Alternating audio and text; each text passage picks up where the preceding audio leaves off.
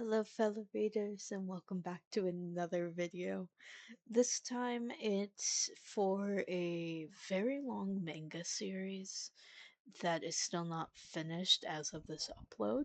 Just begun it with the omnibus of the first 3 volumes because I wanted to try out the manga and see if I would enjoy it. Now, I will preface this with what I actually have watched some of the anime before I did pick up the manga, and so far I just finished the Alabasta arc. So I am further in than I am in the manga, but I did want to read the manga to see the differences between anime and manga. And so this is kind of me just learning why the series is so popular, but also like coming to not like also learning why it's so well loved, but also coming to an understanding of why I also am now starting to like it.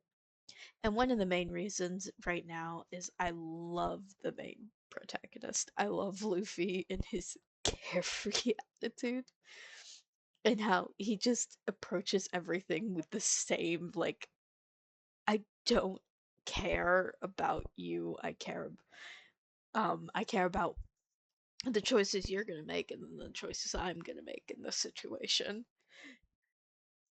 Because like his introduction, him like like in the manga, unlike the anime, they kind of start with Luffy's backstory and why he wants to become a pirate. Where we were kind of a couple episodes in before then. Um, so we get to see the reasons why he wants to be a pirate, and it's mainly because his idol, this Shanks dude, is like, yeah, pirates are pretty cool. And him just being like, yeah, I want to be like a pirate because they're pretty cool. They get to do whatever they want. And Shanks like, yeah, we do whatever we want. And then him and Luffy setting out to become a pirate years later. And him ending up in the dead center of a pirate base in a barrel is so funny because I was like, this is gonna be the entirety of what the series is like, isn't it? Just him ending up in situations he got himself into for one reason or another. And yeah, these first 3 volumes really show that. It's just like Luffy gets into these situations and just rolls with it. Like every other character's like, why are you like this? And Luffy's just like, cause I wanted to do a thing and it kind of led to this other thing. Not by choice kind of thing, but he's like, I'm just going with it because I mean that's kind of fun. Like this is kind of fun. And then he only really wants to quit when it's not fun anymore and he's not really having a fun time, and it's like, okay, yeah, this is his personality. It's just what um and his interaction with just Kobe made me laugh because Kobe is like this cabin boy that that accidentally wandered onto the pirate ship of this lady named pirate like Alvida, and him just becoming and then like he gets stuck on this ship, and so he now works for them so that these pirates so that he doesn't get killed. And when he interacts with Luffy, he's like, yeah, no, I'm just so scared of everything and I don't have the strength. And Luffy just looks him dead in the face and goes, I don't like you. You're quite a wimp, aren't you? Don't like that. Don't like you. And I laughed because I was like, you just met the dude and you already decided you just low key like you just hated this dude. You just straight up hated him. Like okay. And then like Luffy just being honest and so honest. But Kobe taking inspiration from him anyway. And that also made me laugh because Luffy isn't trying to be inspirational at this point. A lot of the first volume is that I feel like he's so honest that it comes off as inspirational, but he's not trying to. At least for Luffy. Like Luffy isn't trying to be inspirational. He's just trying to live his life the best way he can, and everyone else is deciding that he's inspirational because of it. And so Kobe gets inspired to leave Alvida because Luffy's like, I would have just sailed away at that point. I mean, I don't know. I think it's also funny that Kobe also is like, "Do you think I can be a Marine?" And Luffy just going, "I don't know. Dude, do I look like a Marine to you?" kind of energy. And I'm like, yeah, no, that's funny. So we also get introduced to like his first two kind of crewmates. Um, because at this point, like again, I'm already all the way up to Alabasta, so I already know who all is gonna become his crew up to Alabasta.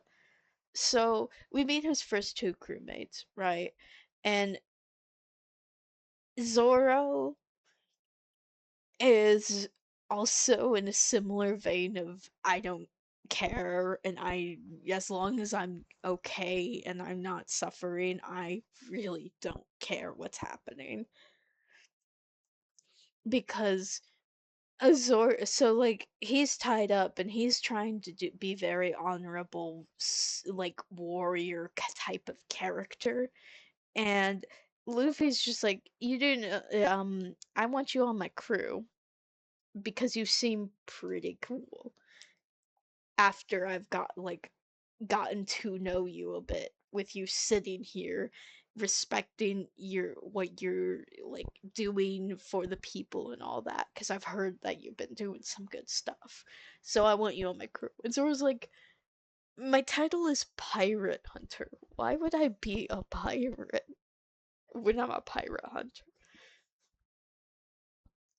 Well, and Luffy's like, well, I mean, I don't know, just be a part of my crew, I guess.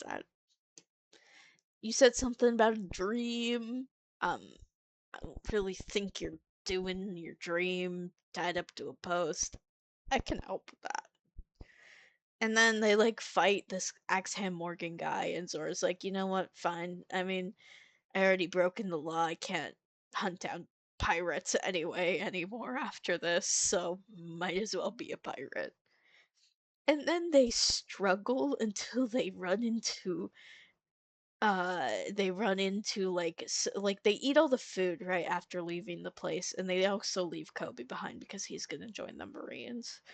But I think the funniest thing is that they're leaving behind everything about all of that to continue on to the Grand Line because apparently the Grand Line is like is where the One Piece, which is the title of the story, because so they're trying to get Luffy wants to go to the Grand Line because the Grand Line is where the One Piece is, which is some treasure of this guy named Goldie Roger, and Luffy just isn't.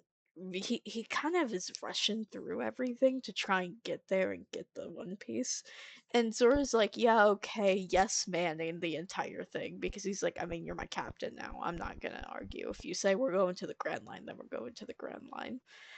And then Luffy's like, "Yeah, but the issue is I don't know where we are. Do you know?" And Zora's like, "Yeah, no, I've been wandering around so long. I mean, I've just been letting everything kind of happen and float." And Luffy's like, "Oh, so you have no sense of direction? That's great. I don't either. What are we gonna do about that? Because I don't even know where the Grand Line is, and you surely do not know." And Zora's like, so we should probably get a navigator before going then. And Luffy's like, oh, yeah, yeah, yeah, and definitely a musician and definitely a cook. I would love to have those members too before we go. And Zora's like, yeah, but we kind of need a navigator first. So they kind of just agree to get a navigator before they hit the Grand Line because they don't even know where they are. Like they're in the middle of the ocean in this tiny boat and they don't even know where they are. They're like, "Yeah, no, we have no sense of direction. We don't know what's happening. Um we might need somebody who has a sense of direction." And I'm like, "Okay, so how'd these guys survive that long?" That's actually really funny to me. How do you survive that long? Cuz like Luffy can't even dive into the ocean to even try and like catch any fish because he has a devil fruit which gives you magical powers, but the sea kind of like rejects you. And it's so like how is Luffy like Luffy isn't fishing, and I don't think Zoro can fish because he's a swordsman, not a fisherman, like fisher guy, fishman. No, I messed that up. Point is, how'd they do that? And they further prove that point when Luffy eats all the food because he's apparently very gluttonous, and like his greed sickens me type energy. He sees a bird in the sky and he's like, "I'm gonna catch that for us to eat." And Zoro's like, "Actually, yeah, do it." Again, yes, Manning the entire time. Guys gotta say no, please. And that's how they end up because Luffy grabs the bird, but it's bigger than it actually appeared, and it takes him away. And so Zoro's rushing to catch up, and that's how they end up in this on this new island where a guy like it's a town that's being attacked by another pirate gang called the Buggy Pirates or like yeah, no, they are called the Buggy Pirates, with their captain Buggy, and they are clown themed. And I'm just like, actually, that ship looks sick. I love it. I love the design of the ship with a big circus tent on top of it. That's actually a really cool design and how you show the personalities of the pirates, and it also kind of tells you that the pirate ships that we're probably going to see in the future are definitely going to have more creative like in they're going to have the character and theming of what they're called. I mean, technically we already know, I already kind of know that Luffy's crew's ship doesn't fit with the theme as much because I already know they're going to be called the Straw Hat Pirates. But the fact that like a lot of other ships have themes and they kind of just coincide with that. I mean, technically the Straw Hat Pirates do have a theme going on because the ship, the Going Merry, is a sheep and that is an animal. So they kind of are associated with the sheep because of their ship. So maybe just put like a little straw hat on the Going Mary's head and Luffy can sit on the hat. You know, like that actually is so cute. But that I think I love the Going Mary. It's very cute. And it is a very homey feel to it. Anyway, so Buggy is honestly, I love his expressions. Buggy's expressions throughout the entirety of the manga are hilarious because anytime Luffy does something, Buggy just looks so distressed and upset, and he's like, What do you mean? The Straw Hat Kid did what? What do you mean you couldn't beat up that scrawny little what? Wait, he knows Shanks? What are you like he's so baffled by the existence of this kid. And I'm like, yeah, no, that is a very funny idea and trait of his to just because Buggy also is important kind of story wise because he knows Shanks. He used to be on the same ship as Shanks when they were working, like when they were learning how to be pirates themselves. And that's how Buggy got his devil fruit during that ship ride, because Buggy loves treasure, and he loves money and treasure, and he wanted all of it, and even at a young age. And the crew found a devil fruit, and the devil, like the crew decided to keep the devil fruit and be like, whoever wants to eat it can eat it, kind of like they literally are like, yeah, no, if you want to eat it you can eat it. And nobody ate it, but Buggy said he wanted it because he learned that devil fruits sell for really high prices, and he wanted that money so that he could go off and make his own crew. But he like swaps out with a fake one and pretends to eat it in front of the crew, and he has the real one in hand, and he's like, yeah, I'm gonna sell it for big money and all that. But Shanks sneaks up on him, and to cover up that he didn't actually eat the devil fruit, he eats the devil fruit and then gets his abilities, which is the chop chop fruit. And it's basically just he can he's like Jenga pieces. It's the best way I can describe it. He can come apart and put himself back together, no matter, like, as long as you're not like if you're slicing him, he can't be hurt by like knives and swords and stuff. Which makes me think he should probably avoid anyone with a gun, because swords and stuff, yeah, no big deal, but what if somebody pulls up with a gun? I don't think that's in the description. Oh yeah, Luffy's like made of rubber or something like that. Yeah, that's which which leads to very funny expressions on Luffy's part, because he